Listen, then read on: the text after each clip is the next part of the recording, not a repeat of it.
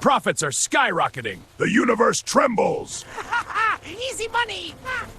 Lex Luthor manages 12 Fortune 500 companies while battling Superman. Thanos spent decades collecting Infinity Stones. The Joker always has money for elaborate schemes and has never had a real job. Do you know what these villains have in common? Long-term planning, multiple income streams, and an absolutely terrifying commitment to their goals. The difference? One tries to dominate the world. The other just wants to retire comfortably. Today you're going to learn financial management from the worst fictional characters.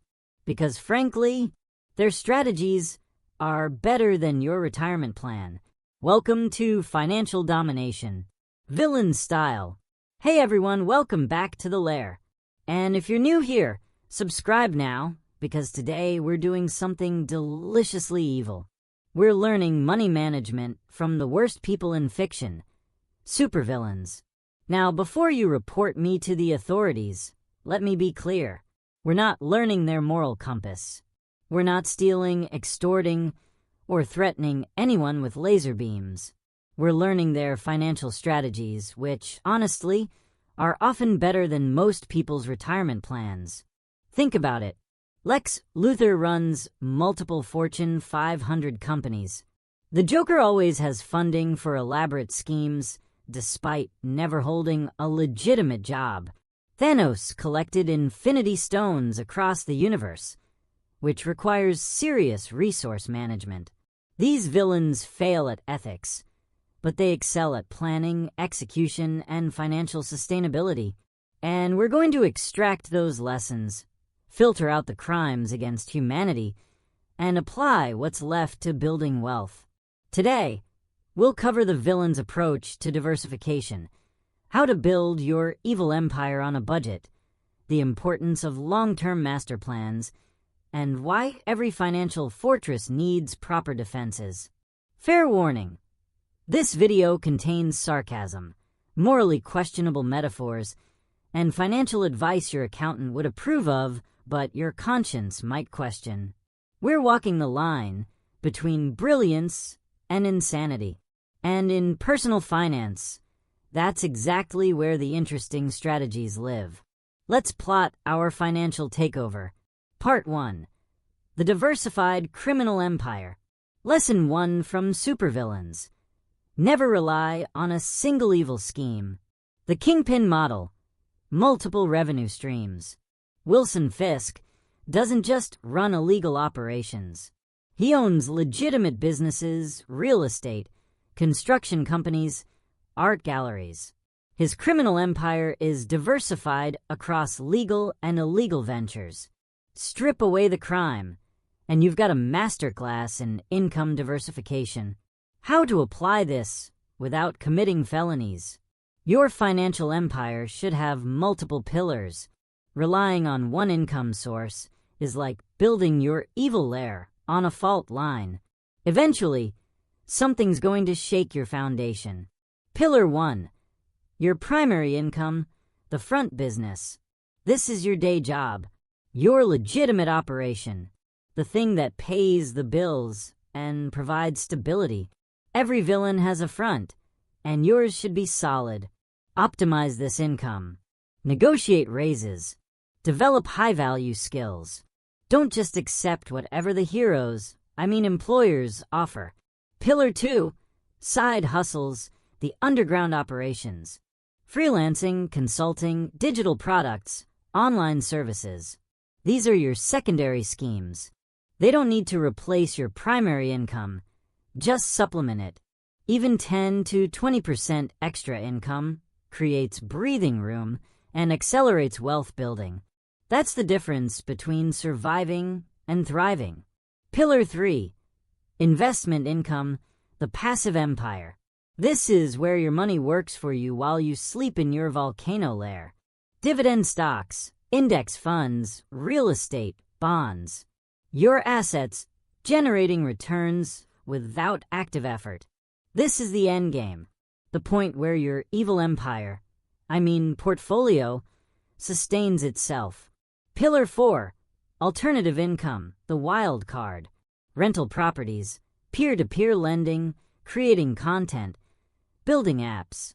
The experimental ventures that might fail, or might become your next major operation. Risk capital here. If they fail, your empire stands. If they succeed, you've added another pillar. The diversification philosophy. Lex Luthor doesn't panic when one company has a bad quarter. He's got 12 other operations generating revenue. When Superman disrupts one scheme, 3 others are still running. Your finances should be equally resilient. Job loss. You've got side income and investments. Market crash. Your job is stable, and you've got emergency funds. One failure doesn't collapse your empire. The sarcastic reality check. But I barely have time for one job. Yeah, and Lex Luthor runs multiple corporations while fighting Superman and serving as president. Time management or excuses? Pick one. You don't need to do everything at once. Add one pillar at a time. Side hustle first, then investments, then alternative income. Build your empire methodically, like any good villain would. Part 2. The master plan, long-term thinking. Villains don't wake up one morning and decide to take over the world. They plan, extensively, sometimes for years.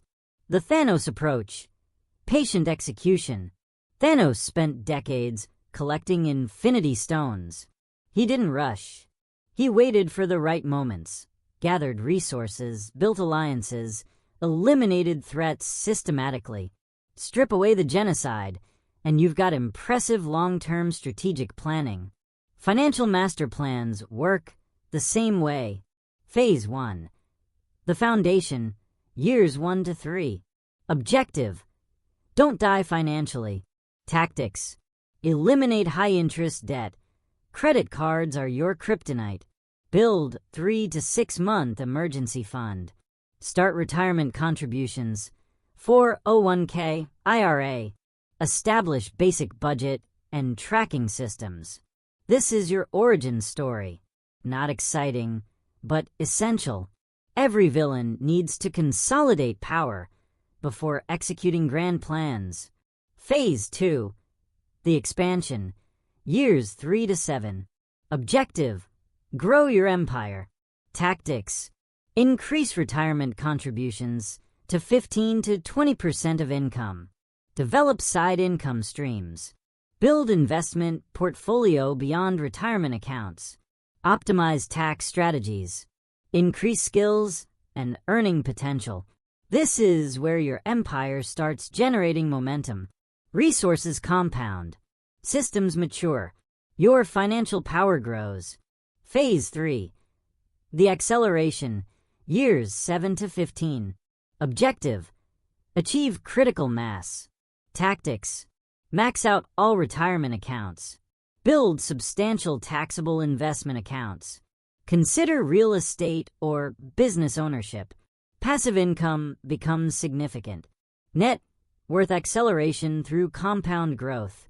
This is the phase where your evil plans start working. Compound interest activates. Your empire feeds itself. Progress becomes exponential. Phase 4. The Domination. Years 15 plus. Objective. Financial independence.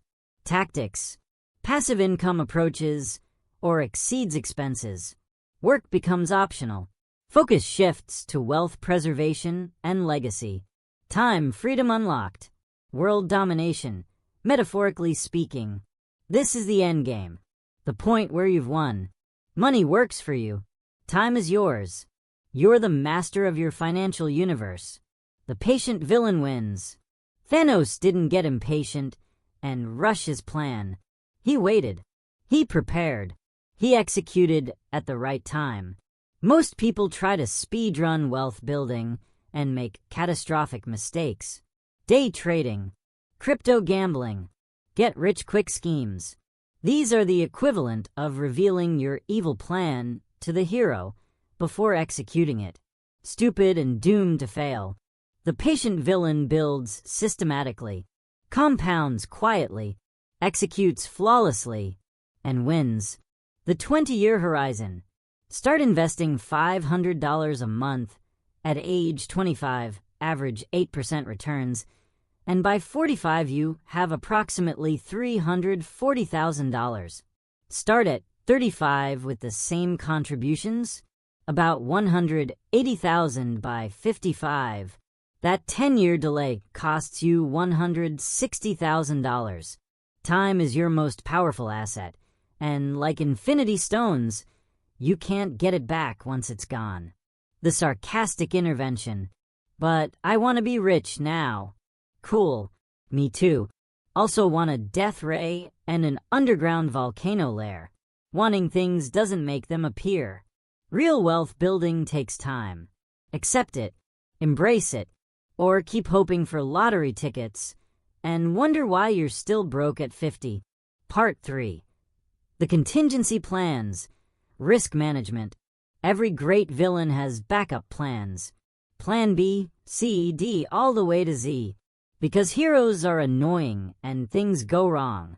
The Joker's chaos strategy. Prepare for anything. The Joker always has backup schemes. When one plan fails, another activates. He's prepared for multiple scenarios because he understands uncertainty. In finance, we call this risk management. Financial contingency plans.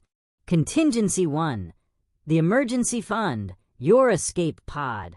3 to 6 months of expenses in a high-yield savings account. This is your ejector seat when things explode. Job loss, medical emergency, car breakdown. Your emergency fund handles it without destroying your long-term plans. Without this, every crisis becomes catastrophic. One unexpected expense, and you're using credit cards at 23% interest. That's not a contingency plan, that's surrender. Contingency 2. Insurance, your force field. Health insurance, car insurance, life insurance if you have dependents, disability insurance if you're the primary earner. These are your defensive shields. They prevent single events from causing total destruction. Yes, insurance is boring and feels like wasted money until you need it. So, does a seatbelt, but you wear it anyway. Contingency 3. Diversified investments. Don't put all schemes in one basket. The stock market crashes. Your bonds and real estate hold. Tech sector collapses. Your international holdings cushion the blow. Diversification isn't about maximizing gains. It's about preventing total loss. It's the difference between a setback and obliteration. Contingency 4. Multiple income streams. The Hydra approach. Cut off one head. 2 more grow back. Lose one income source. Others continue. This was diversification from part 1. But it's also risk management. If your only income is your job, you're vulnerable. Add side hustles and passive income, and you're resilient. Contingency 5. Skills development. Your adaptability superpower. Markets change. Industries evolve. Jobs disappear. The villain who can't adapt dies in Act 2. Continuously develop valuable skills. Programming, data analysis, communication, leadership, creative problem solving. These make you unfireable or easily rehireable. The scenario planning exercise. What if you lost your job tomorrow? Could you survive 3 months? 6 months? What if the market crashed 40%? Would you panic sell or stay the course? What if you had a medical emergency requiring $5,000? Do you have it? If any answer is, I'd be screwed, you don't have adequate contingency plans. Fix that before executing your financial master plan. The paranoid villain survives. Batman has contingency plans to defeat every Justice League member. Excessive? Maybe. But he's prepared for every scenario. Your financial paranoia should be similar. not anxiety-inducing, but thoughtfully prepared. Insurance, emergency funds, diversification, backup plans. The villain who plans for everything survives. The one who doesn't ends up defeated in the third act. Part 4. The evil Lair, building your fortress. Every villain needs a base of operations. Somewhere secure, defendable, and suited to long-term operations. The Fortress of Solitude approach. Assets versus liabilities. Your financial fortress is built from assets. Things that add value, generate income, or appreciate over time. Your financial weaknesses are liabilities. Things that drain resources, depreciate, or cost money to maintain. Assets that build your empire. Real estate, if done right. Your primary residence can be an asset if you buy within your means and in an appreciating area. Rental properties that cash flow positively are definitely assets. But a house you can barely afford with a mortgage that stresses you out? That's a liability wearing an asset costume. Investment accounts. 401k, IRA. Taxable brokerage accounts filled with index funds, ETFs, individual stocks, if you know what you're doing. These are your wealth-generating reactors. They compound. They grow. They work while you sleep. Valuable skills and education. A skill that increases your earning power is an asset. A degree that led to a high-paying career is an asset. Certifications that make you more valuable are assets. Student loans for a degree that doesn't increase earnings? Liability. Business ownership. Your own business. Side hustle that generates profit. Intellectual property that produces royalties. These can be incredible assets or terrible liabilities, depending on execution. Liabilities that weaken your empire. Consumer debt. Credit cards. Car loans for vehicles you can't afford. Personal loans for lifestyle expenses. These are anchors. They drag you down. Every dollar in interest is a dollar that can't build your empire.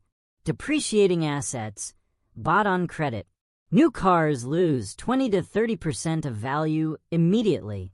Financed furniture, electronics, luxury items that depreciate while costing you interest. You're paying extra for things worth less every day. That's not empire building. That's empire destroying. Lifestyle inflation, getting a raise and immediately upgrading your life to match. Bigger apartment, nicer car, more expensive habits. Your expenses rise to meet your income. You earn more, but save the same amount. That's a treadmill, not progress. The fortress building strategy. Every financial decision should ask, does this strengthen or weaken my fortress? Buying index funds strengthens fortress.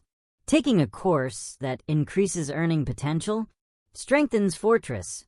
Financing a new car at 7% interest when your current car works fine weakens fortress.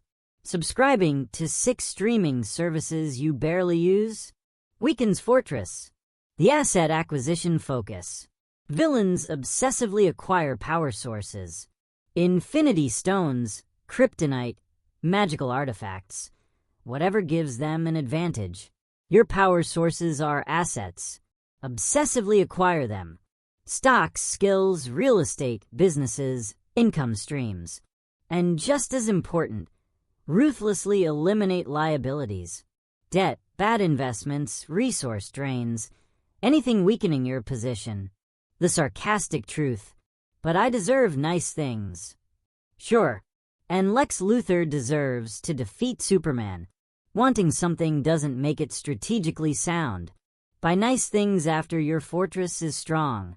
After you have emergency funds, retirement accounts funded, no high-interest debt, solid asset base. Then buy whatever you want. You've earned it, and it won't compromise your empire. Part 5. The execution ruthless consistency.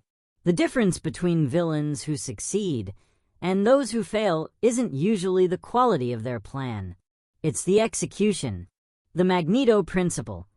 Unwavering commitment. Magneto has pursued his goals for decades. Through setbacks, defeats, imprisonment, he doesn't quit. He doesn't get distracted. He executes his vision relentlessly. Financial success requires the same commitment. The execution framework. Daily actions. The micro-domination. Track your spending. Every single day. Review your goals. 5 minutes. Make one financial decision aligned with your master plan. These micro-actions compound. They're not dramatic, but they're building your empire brick by brick. Weekly reviews. The strategic assessment. Sunday budget review. 20 minutes. Check progress toward goals. Are you on track? Behind? Ahead? Adjust tactics if needed. Your plan should be firm, but your tactics flexible. Monthly evaluations. The progress report. Calculate net worth. Assets minus liabilities. Is it growing? Review investment performance. Not to panic sell, but to ensure your strategy is working. Assess income and expense trends. Identify problems early. Quarterly adjustments. The strategic pivot. Rebalance investment portfolio if needed. Evaluate major goals. Are they still relevant? Do they need adjustment? Consider tactical changes to accelerate progress. Annual planning. The master plan update. Full financial review. Income, expenses, net worth, progress. Set goals for next year. Specific, measurable, achievable.